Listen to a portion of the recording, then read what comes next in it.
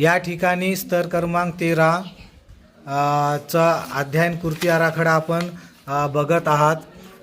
विद्यार्थ्याचं नाव रिकामी जागा ठेवलेली आहे, कालावधी रिकामी जागा ठेवलेल्या आहेत, विद्यार्थ्याची नोंद प्रतिसाद दिलेला आहे। तुम्ही सुद्धा या ठिकाणी जास्तीचे प्रतिसाद घेऊ शकता। पालकासाठी दिलेल्या सूचनासुद्धा या ठिकाणी लिहिलेल्या आहेत, म्हणजे जास्तीत जास्त तुम्हाला उपयोगी पडेल, जास्त दुसरं कोणतं काही काम करावे लागणार नाही अशा पद्धतीने हे नियोजन केलेलं आहे।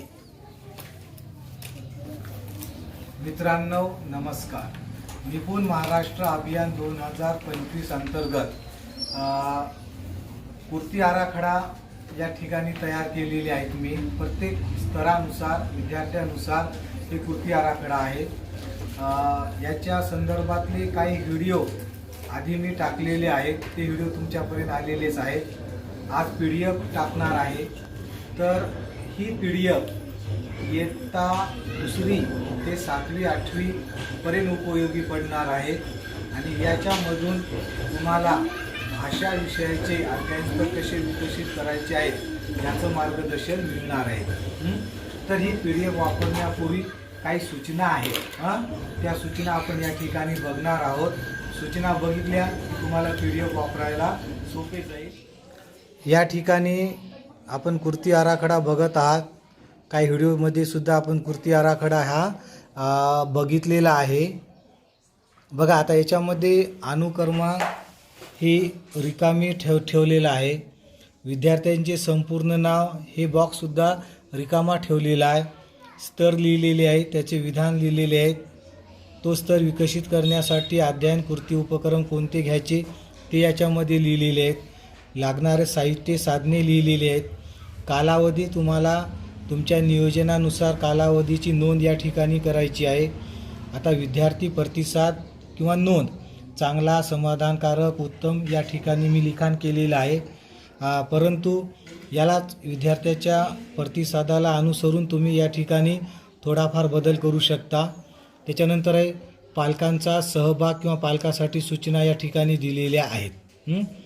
आता हे स्तर 1 झालं, 2 झालं, या स्तरावर येणाऱ्या विद्यार्थ्याची नावं तुम्ही लिहायची आहेत, येणारा कालावधी या ठिकाणी तुम्ही लिखाण करायचं आहे आणि सांगितल्याप्रमाणे नोंद जर विद्यार्थ्याचं या ठिकाणी समजा मनोज दिगंबर शिंदे नावाचा मुलगा असला तर त्याची नोंद चांगला प्रतिसाद दिला तर चांगलाच राहू द्यायचा, आणि त्याच्या बाजूला अशी तिरपी रेष लिहून दुसरा प्रतिसाद आपण नोंद घेऊ शकतो।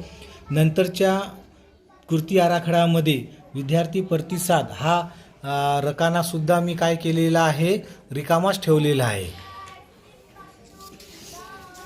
हे 3रा स्तर, 4था स्तर, त्याच पद्धतीने तुम्हाला आता या ठिकाणी विद्यार्थ्याचे नाव लिहिलं तर प्रतिसाद लिहिण्यासाठी रिकामी जागासुद्धा या ठिकाणी ठेवलेली आहे। या ठिकाणी आपण सर्वजण बघत आहात, हा पूर्ण कृती आराखडा तयार केलेला आहे।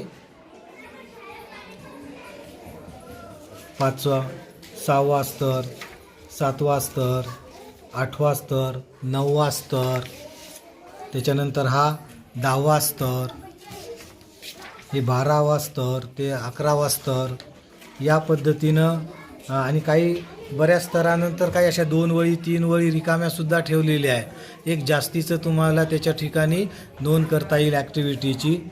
आता या ठिकाणी विद्यार्थ्याची नोंद बरेच रिकाम्यासुद्धा आहेत, या विद्यार्थ्याचं नाव लिहून या ठिकाणी नोंदसुद्धा तुम्ही तुमच्या याच्यानुसार कल्पकतेनुसार करू शकता। एक जास्तीत जास्त सोपा कृती आराखडा, तुम्हाला जास्तीचं काही करायचं काम पडू नये याचा विचार करूनच हा कृती आराखडा या ठिकाणी तयार केलेला आहे। हे 14 स्तर आहे।